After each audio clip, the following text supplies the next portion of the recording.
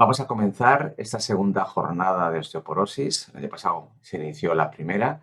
con un buen éxito de asistencia y en este caso voy a empezar yo con la actualización de lo que se ha publicado en el último año en PubMed acerca de la PTH.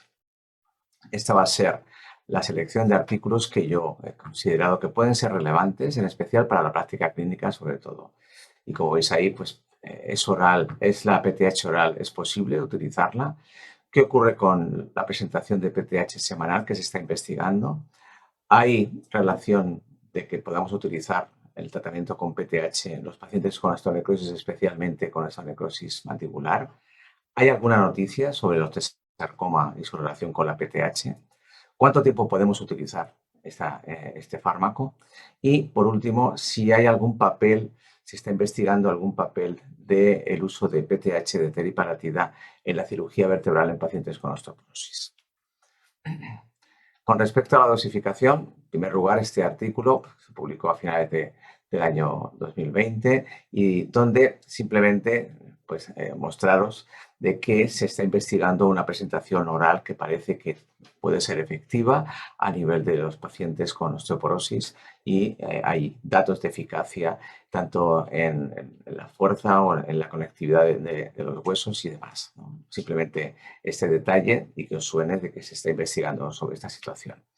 Más importante es que también se está investigando recientemente y en los últimos años han aparecido diversos artículos que evalúan la eficacia del uso de teriparatida no diario como lo hacemos en la práctica clínica actual, sino de forma semanal. Una dosis un poco más alta de 56 microgramos con respecto a los 20 que utilizamos de forma diaria y se está viendo su posible utilidad en la práctica clínica. En este estudio, como veis, utilizando teriparatida semanal en pacientes con osteoporosis inducida por corticoides y que se compara con alendronato semanal. Y vemos que a nivel de cambios en la densitometría ósea no hay grandes diferencias, aumentan la densidad mineral ósea los dos fármacos a las 72 semanas, como veis en el gráfico. Y algo importante es que tanto la incidencia de fracturas, tanto vertebrales como no vertebrales, no hay diferencias significativas entre los dos fármacos, entre teriparatida semanal y alendronato semanal, con lo cual se concluye que se buscaba si había inferioridad o no en este tipo de fármacos y se concluye que no se demuestra una no inferioridad, como hemos visto en los resultados de este estudio. Siguiendo con un estudio también similar, pero en este caso ya con muchos más pacientes, 1000 pacientes en los cuales ya había fracturas vertebrales, fractura de cadera, la edad media era superior. También se evaluaba la misma dosis semanal de 56 microgramos con respecto al endronato y vemos que efectivamente, de nuevo, no hay diferencias a las 72 semanas en el resultado de la densitometría lumbar entre ambos fármacos y evidentemente lo que son marcadores de formación teriparatida pues superior al resultado utilizando un antirresortivo como el alendronato. Pero lo más importante de este estudio es que el objetivo primario, que era la incidencia de nuevas fracturas vertebrales morfométricas, vemos que al comparar PTH semanal con alendronato semanal, el grupo de PTH de forma significativa tenía una tasa de incidencia anual muy inferior con respecto a lo que ocurría con el alendronato, con lo cual una dosis semanal, esta dosis semanal que se muestra en estos estudios, puede ser interesante en el uso en pacientes con osteoporosis y vemos que incluso es superior a lo que ocurre con el alendronato.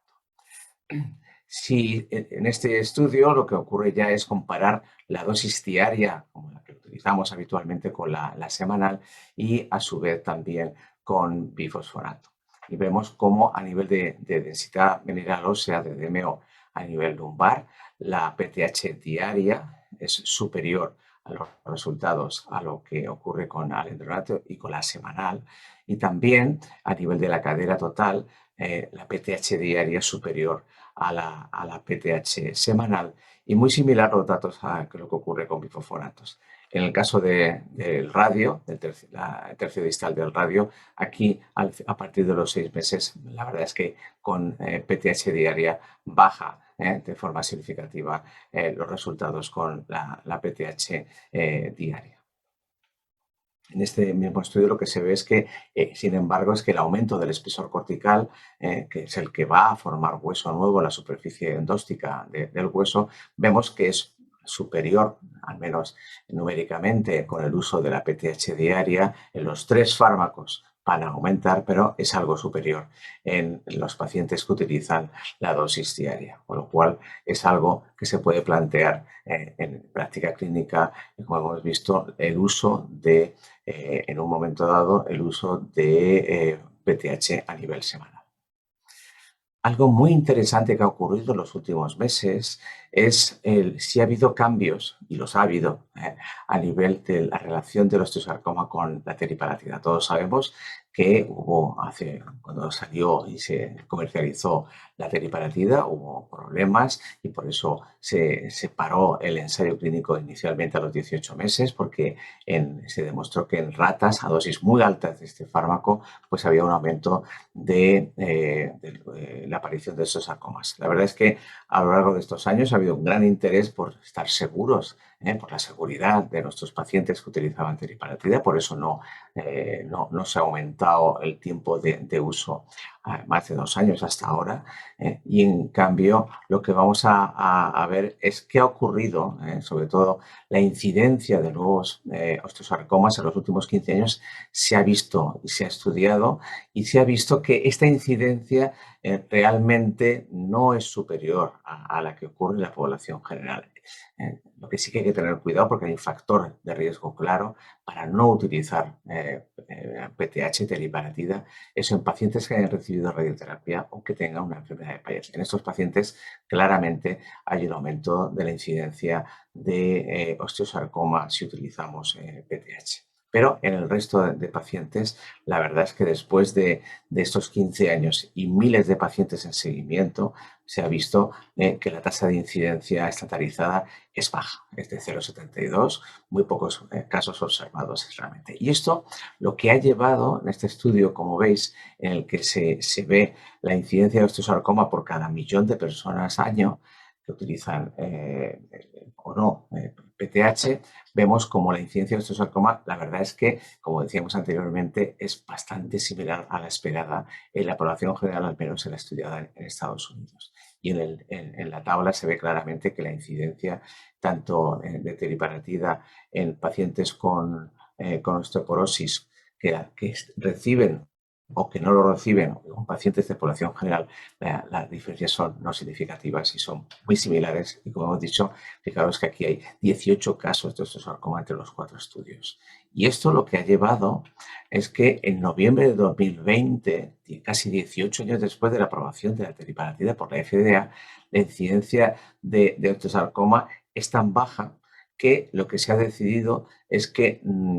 quitar en Estados Unidos la FDA ha retirado el warning, la advertencia sobre el riesgo de osteosarcoma y ya no se limita a 24 meses el posible uso de este fármaco. En la sección de precauciones, la FDA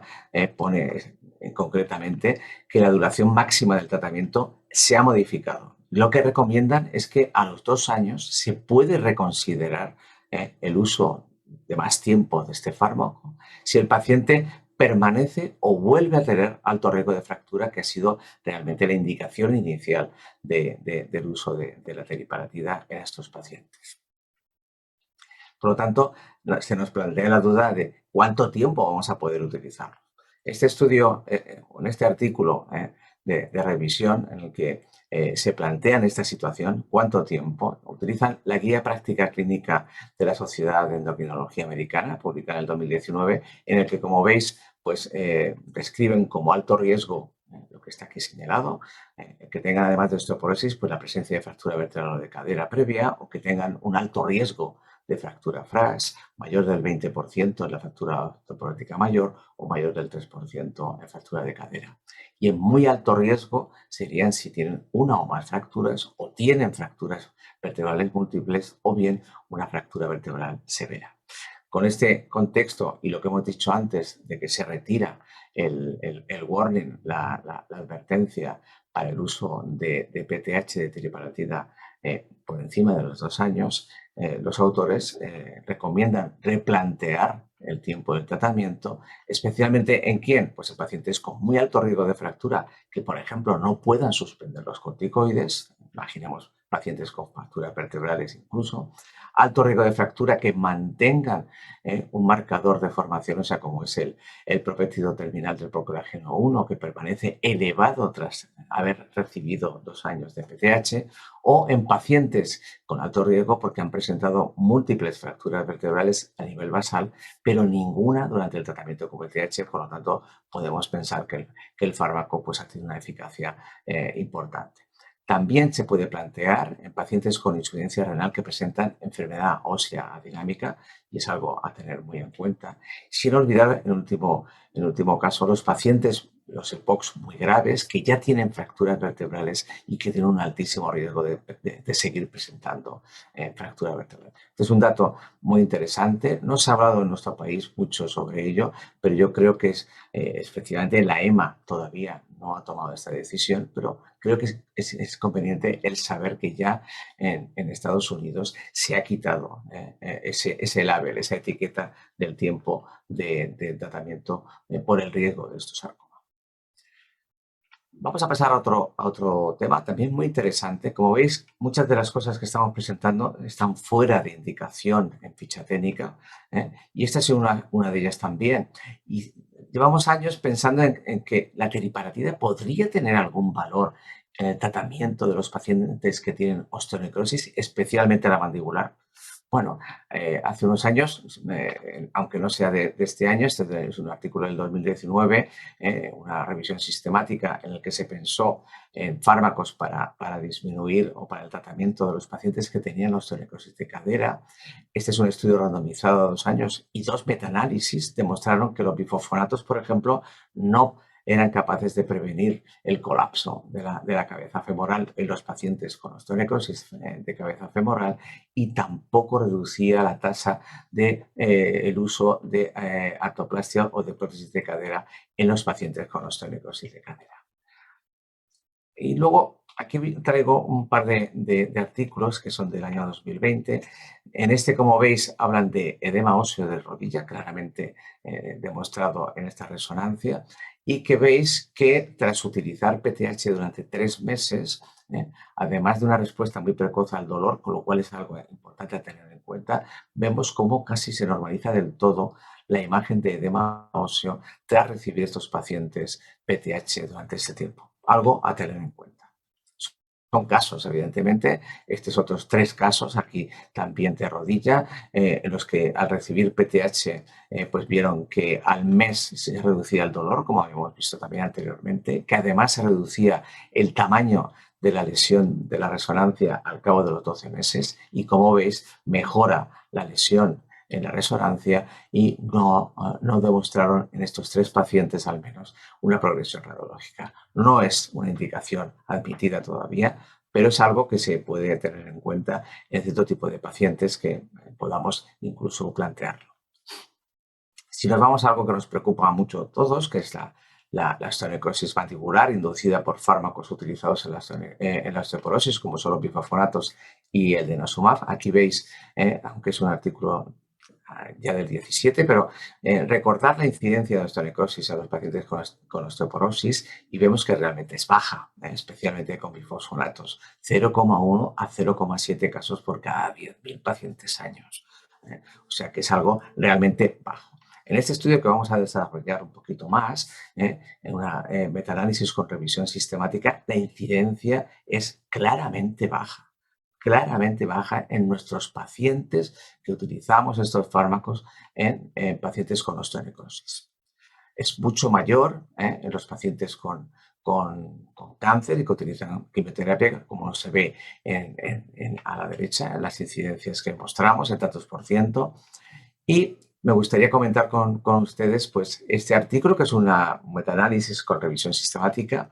en 111 pacientes con osteonecrosis mandibular. Evidentemente son pacientes mayores que han recibido la gran mayoría, el 98% de bifosfonatos, que han estado con bifosfonatos algo menos de 5 años, que la mayoría de ellos la indicación era por osteoporosis, que se les dio PTH, una media de 7 meses aproximadamente, y que el 60% de los pacientes obtuvieron una resolución completa de la osteonecrosis tras el uso de PTH. Yo creo que es muy importante en este tema, aparte de que tenemos un problema con los odontólogos que no nos entienden y que no tenemos una buena relación para poder aclarar estas situaciones, en que nosotros también tenemos que ser conscientes de que hay una serie de factores de riesgo que nos vamos a encontrar muy frecuentemente, como vemos aquí. Hay enfermedades y fármacos que y de uso muy común en nuestras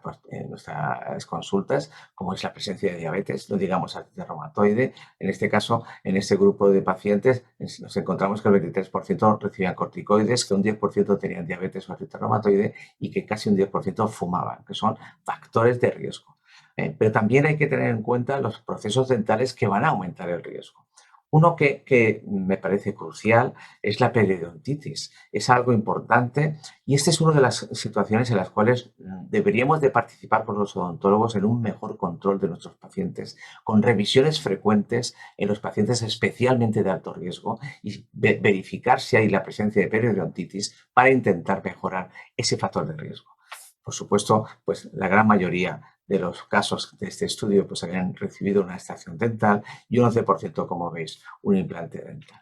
Los mejores resultados se obtuvieron en los pacientes que habían recibido PTH más antibioterapia de la presencia de una osteonecrosis mandibular,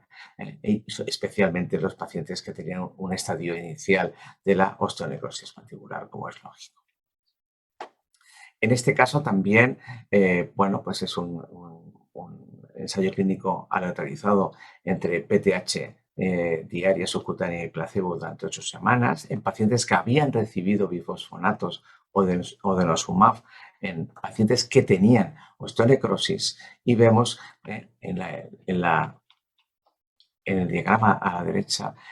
que los pacientes que habían recibido teriparatida PTH habían mejorado, habían tenido un efecto mucho mejor que los pacientes que habían recibido placebo a nivel de la osteonecrosis mandibular. Hay que recordar que la PTH aumenta el volumen óseo y reduce el tamaño de la lesión ósea en un grado importante, como veis aquí, un 80%, en estos pacientes que presentan osteonecrosis mandibular.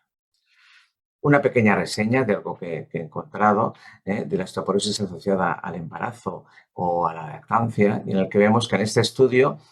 a 24 meses, el grupo A, que es el que había recibido PTH más vitamina D con respecto a vitamina D solo, que es el grupo D, vemos que efectivamente en mujeres premenopáusicas con osteoporosis asociada a embarazo y a lactancia se conseguían niveles del o de niveles mayores de densidad mineral ósea lumbar que los pacientes que solo recibían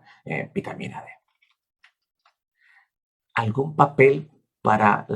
los pacientes con osteoporosis que sufren o que van al quirófano para algún tratamiento quirúrgico a nivel de la columna? ¿La teriparatida tiene algún papel en estos pacientes? Bueno, evidentemente, efectivamente sigue siendo también fuera de indicación y empiezan a aparecer diversos artículos, pocos pacientes, son series, evidentemente hay que tener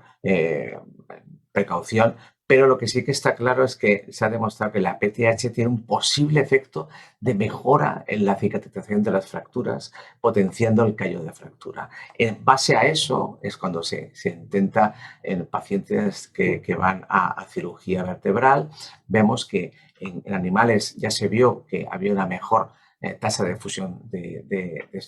la fusión vertebral en estos pacientes respecto a no utilizar PTH, y en un metaanálisis reciente también la tasa de fusión fue significativamente superior con PTH con respecto, ya no en ratas sino en humanos, con respecto a bifosfonatos, con lo cual es algo también a tener en cuenta. Un estudio retrospectivo en pacientes con fractura vertebral con osteoporótica en el que recibieron PTH antes y después de la cirugía, redujo significativamente la incidencia de nuevas fracturas tras la cirugía de fusión vertebral. Quedan pendientes problemas o cuál es la pauta mejor antes y después de la cirugía y cuánto tiempo dar PTH para obtener el mejor resultado en este tipo de pacientes.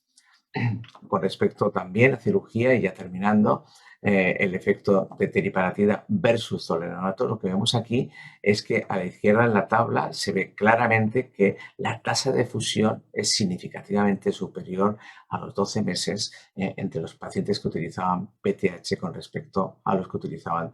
zoledronato, ¿de acuerdo? Y a lo que es la densidad mineral ósea, vemos a la derecha en los diagramas que no hay una diferencia significativa. Por tanto, tras una fusión, por ejemplo, en este caso transforaminal de pacientes con osteoporosis, la teriparatida fue más eficiente que el zoledronato intravenoso en la formación y la fusión ósea. Un último apunte, aunque no es totalmente de PTH, pero me parecía interesante este artículo que acaba de publicarse. Es muy de perogrullo. Si leéis el título, es evidente, ¿no? que el retraso en iniciar el tratamiento osteoporótico en pacientes que toman corticoides pues va a aumentar el riesgo de fractura.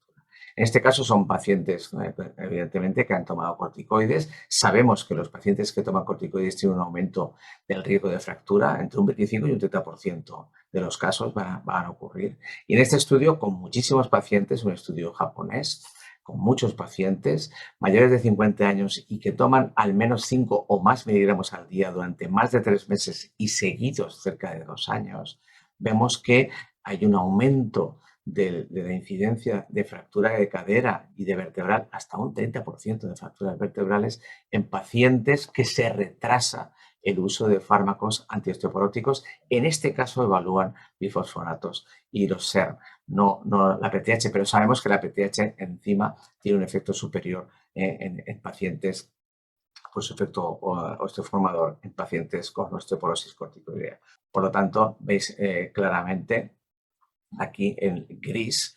son los pacientes que tardan menos en llegar a iniciar su tratamiento, son los que mejor resultado van a tener y, por tanto, pues lo que es natural, retrasar el tratamiento en pacientes con osteoporosis corticoidea pues va a aumentar en la incidencia de fracturas. Pacientes que van a estar más de 3 meses o 3 meses en tratamiento con corticoides, merece la pena el utilizar fármacos antiosteoporóticos. Uno de los mejores es la PTH por su mecanismo de acción en estos pacientes para reducir el índice o la tasa de fracturas de cadera y, como veis, también en una gran medida de fracturas vertebrales. Y por mi parte, pues muchas gracias y esperaremos a las preguntas del grupo.